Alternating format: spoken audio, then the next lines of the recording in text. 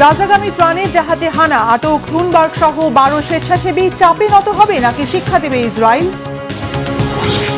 Loss অ্যাঞ্জেলেসে ব্যাপক ধরপাকড় চলছে, সংঘর্ষ ভাঙচুর, সতর্ক ন্যাশনাল গার্ড। কোন দিকে যাচ্ছে পরিস্থিতি? ট্রাম্পের কি এমন ভিডিও যা মুহূর্তেই ভাইরাল? এবার কি নতুন দল নিয়ে রাজনীতিতে খেল দেখাবেন মাস্ক? আসসালামু আলাইকুম, দেখছিলেন Bangla vision world news headline.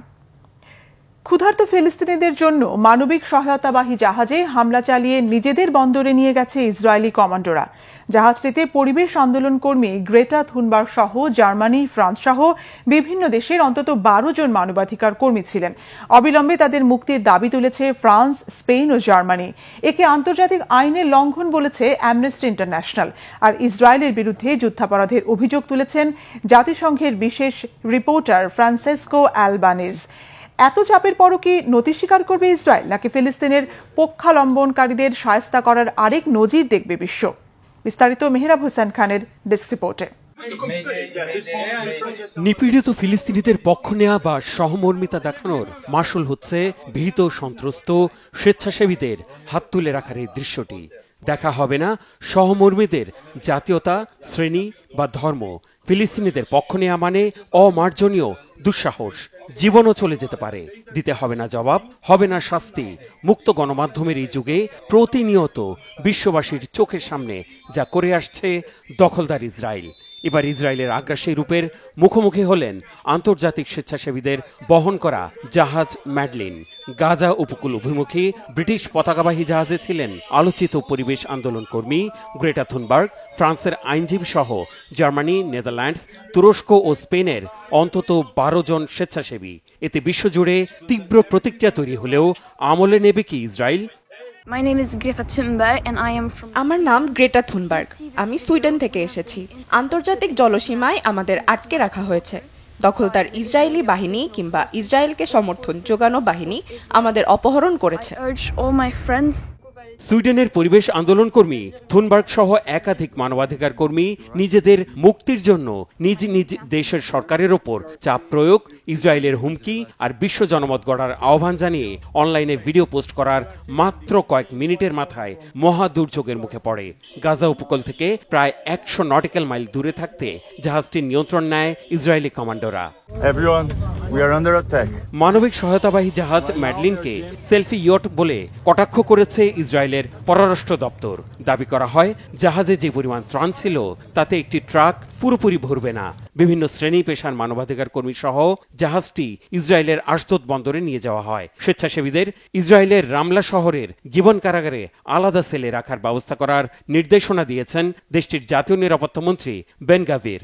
এরপর থেকেই মানবাধিকার কর্মীদের নিজ নিজ দেশ থেকে রাষ্ট্রীয়ভাবে উদ্বেগ, উৎকণ্ঠা আর নিঃশর্ত মুক্তির দাবিতে প্রতিক্রিয়া আসা শুরু করে।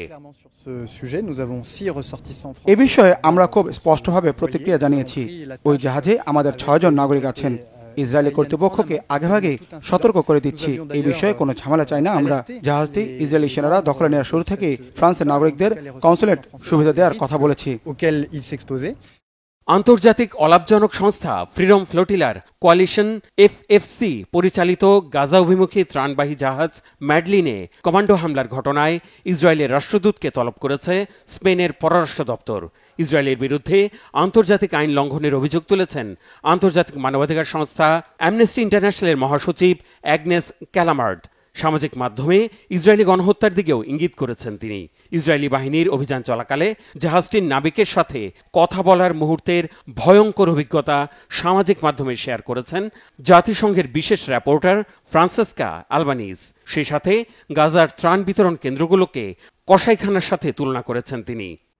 এদিকে গাজার খান ইউনিসে হাসপাতালের নিচে গোপন সুড়ঙ্গ থেকে হামাসের সামরিক শাখার প্রধান মোহাম্মদ সিনওয়ারের মৃতদেহ উদ্ধারের দাবি করেছে ইসরায়েল। তিনি হামাসের প্রয়াত নেতা ইয়াহিয়া সিনওয়ারের ছোট ভাই।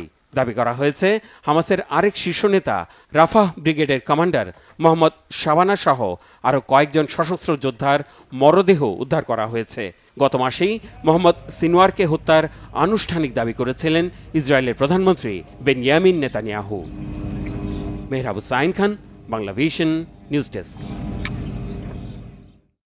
মক্কায় তাওয়াফুল বিদা ও তাওয়াফের মাধ্যমে শেষ হল হজের সার্বিক আনুষ্ঠানিকতা। পবিত্র কাবা শরীফকে 7 বার প্রদক্ষিণ করে বিদায় জানিয়েছেন 15 লক্ষাধিক হাজি। তীব্র তাপপ্রবাহের পূর্বাভাস আমলে নিয়ে এবার আগেভাগেই হজ যাত্রীদের জন্য বিশেষ ব্যবস্থা নিয়েছিল সৌদি আরব। এজন্য এবছর গরমে স্বাস্থ্য জটিলতা বা গুরুতর অসুস্থ হওয়ার ঘটনা উল্লেখযোগ্যভাবে কমানো গেছে বলে দাবি করেছে দেশটির স্বাস্থ্য মন্ত্রণালয়। বিস্তারিত ডেস্ক রিপোর্টে। মক্কার পবিত্র মসজিদুল হারামে হাজারো মুসল্লি তাওয়াফুল বিদা ও সায়ের মাধ্যমে হজের আনুষ্ঠানিকতা শেষ করেছেন। রয়টার্সের তথ্য মতে গত রবিবার 8 জুন তারা পবিত্র কাবা শরীফকে 7 বার প্রদক্ষিণ করে বিদায় জানান। এটি ছিল তাদের জন্য এক আবেগময় ও আধ্যাত্মিক অভিজ্ঞতা। হজের আনুষ্ঠানিকতা শুরু হয় জিলহজ মাসের 8 তারিখে, যখন হাজিরা মিনা পৌঁছান। এরপর 9 জিলহজে আরাফাতের ময়দানে অবস্থান করেন এবং 10 জিলহজে পশু কোরবানি ও শয়তানকে প্রতীকী পাথর নিক্ষেপের মাধ্যমে মূল কার্যক্রম সম্পন্ন করেন।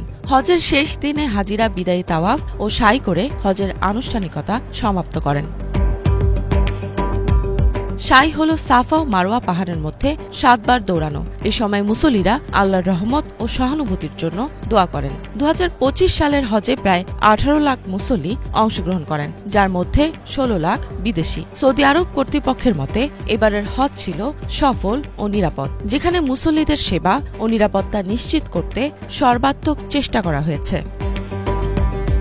সৌদি আরবের স্বাস্থ্য মন্ত্রণালয় জানিয়েছে, চলতি হজ মৌসুমে তাপজনিত রোগের ঘটনা গত বছরের তুলনায় 90% কমে গেছে।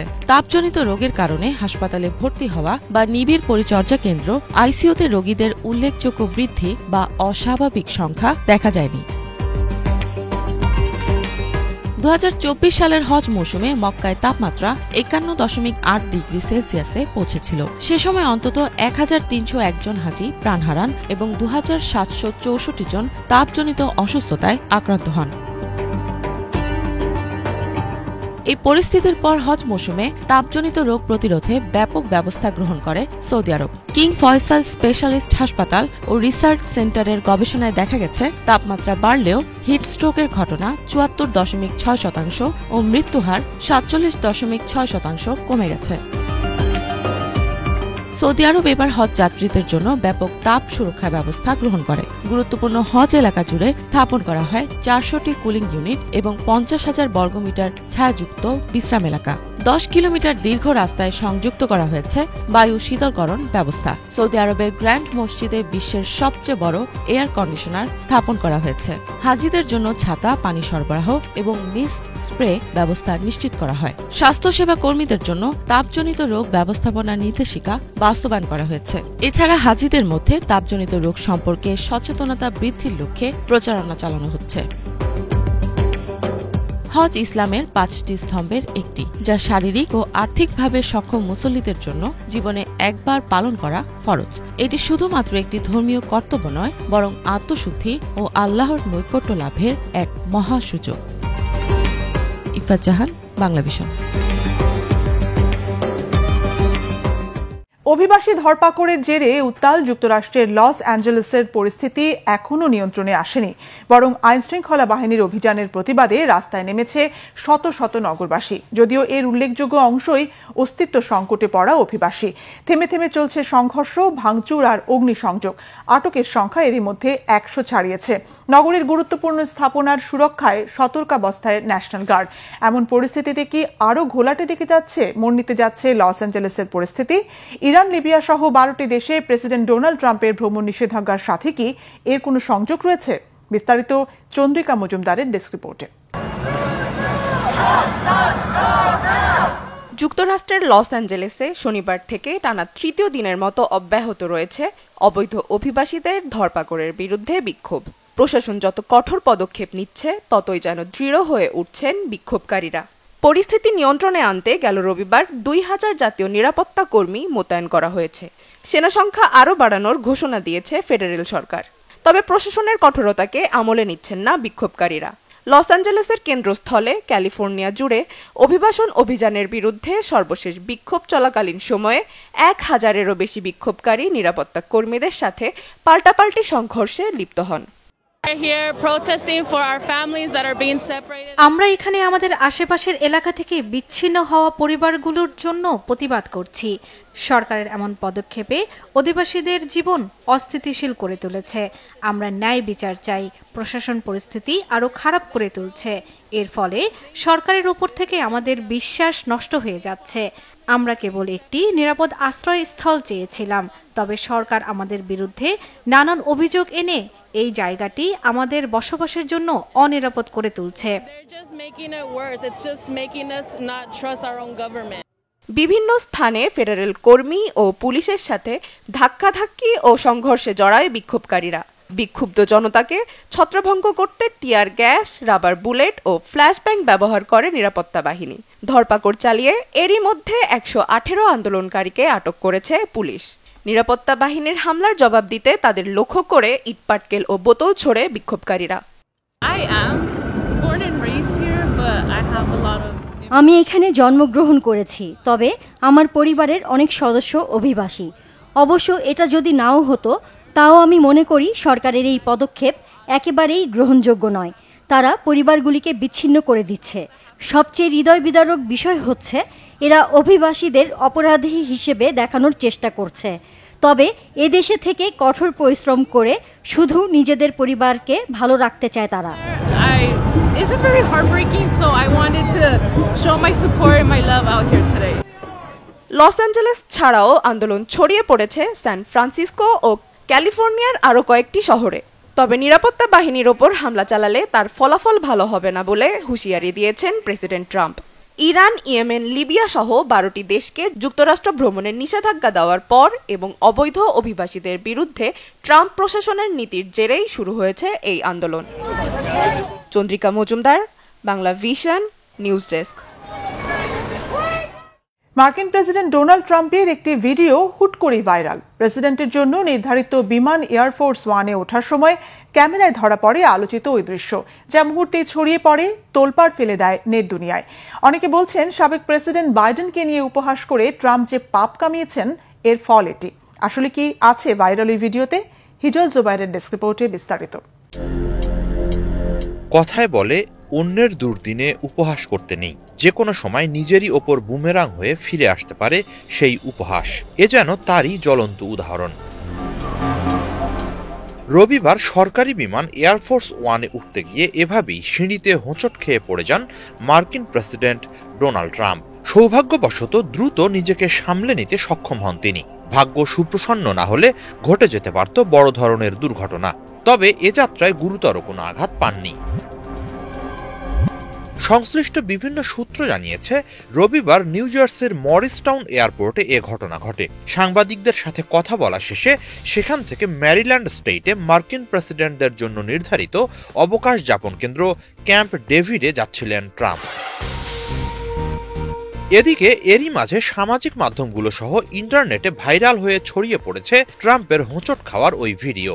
এই দৃশ্য মনে করিয়ে দিচ্ছে ট্রাম্পের পূর্বসূরি জো বাইডেনের কথা। ক্ষমতায় থাকাকালে এয়ারফোর্স ওয়ানে উঠতে গিয়ে তিনিও এভাবেই হোঁচট খেয়েছিলেন। এ যেন তারই রিপ্লে।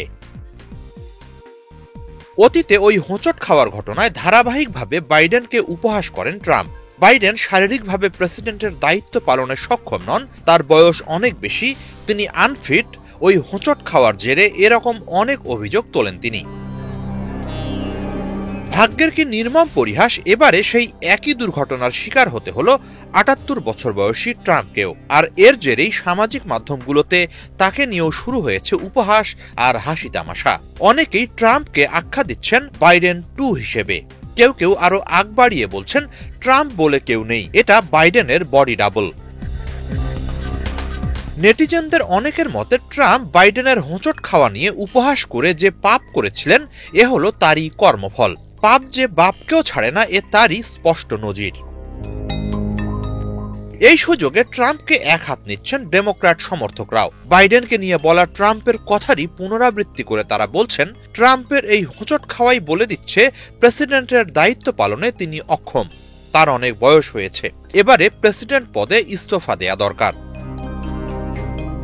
এদিকে এদিন ট্রাম্পের সঙ্গে ছিলেন স্টেট সেক্রেটারি মার্কো রুবিও। কাকতালীয়ভাবে তাকেও এয়ারফোর্স ওয়ানে ওঠার সময় সিঁড়িতে হোঁচট খেতে দেখা যায়।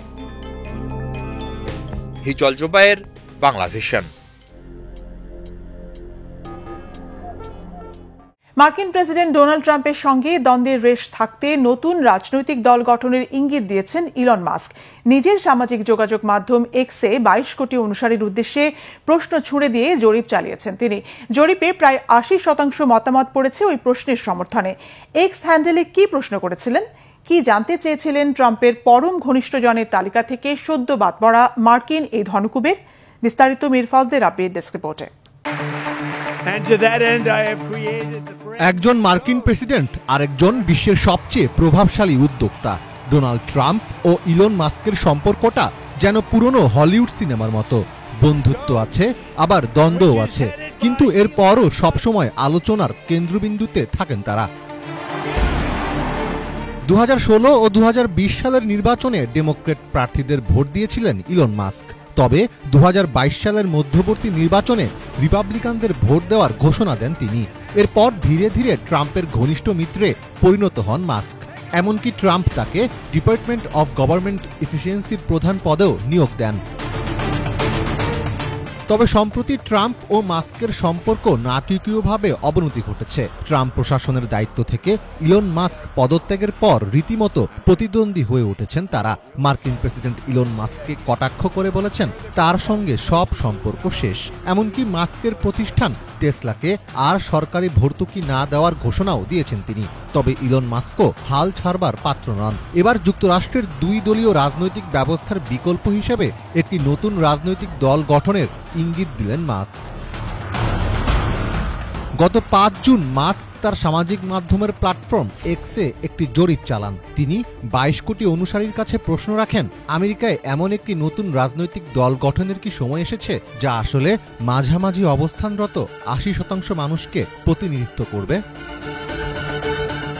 মাস্কের এই জরিপে প্রায় 80% ভোটার এই প্রস্তাবের পক্ষে মত দেন। পরদিন মাস্ক জানান তার নতুন দলটির সম্ভাব্য নাম হতে পারে দ্য আমেরিকা পার্টি। এই নামটি তার গঠিত সুপার পলিটিক্যাল অ্যাকশন কমিটি বা আমেরিকা PACর সঙ্গেও মিলে যায়, যা 2024 সালে ট্রাম্পের হোয়াইট হাউসে প্রত্যাবর্তন প্রচেষ্টাকে সহায়তা করতে গঠিত হয়েছিল।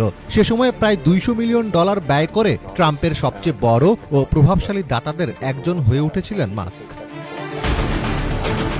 তবে যুক্তরাষ্ট্রে নতুন রাজনৈতিক দল গঠন সহজ কাজ নয়। নতুন দলের জন্য অঙ্গরাজ্য ভিত্তিক জটিল নিয়ম পেরিয়ে প্রার্থীতা নিশ্চিত করতে হয়। প্রতিটি রাজ্যে নতুন দলকে ভোটের ব্যালটে নাম লেখানোর জন্য কঠোর নিয়মকানুন মেনে চলতে হয়, যা একই সাথে সময় সাপেক্ষ এবং ব্যয়বহুল। 1912 সালে থিওডর রুজভেল্টের প্রোগ্রেসিভ পার্টি তৃতীয় দল হিসাবে সবচেয়ে সফল হয়েছিল। দলটি মোট ভোটের প্রায় 27% পেয়ে দ্বিতীয় স্থান অধিকার করেছিল। 1968 সালে জর্জ ওয়ালেস আমেরিকান ইন্ডিপেন্ডেন্ট পার্টির প্রার্থী হিসাবে 5টি রাজ্যে বিজয়ী হন। 1992 সালে রস প্যারট স্বাধীন প্রার্থী হিসাবে 19% ভোট পেলেও কোনো নির্বাচনী ভোট পাননি। 1996 সালের পর থেকে কোনো তৃতীয় দলীয় প্রার্থী 5% বেশি জাতীয় ভোট পাননি।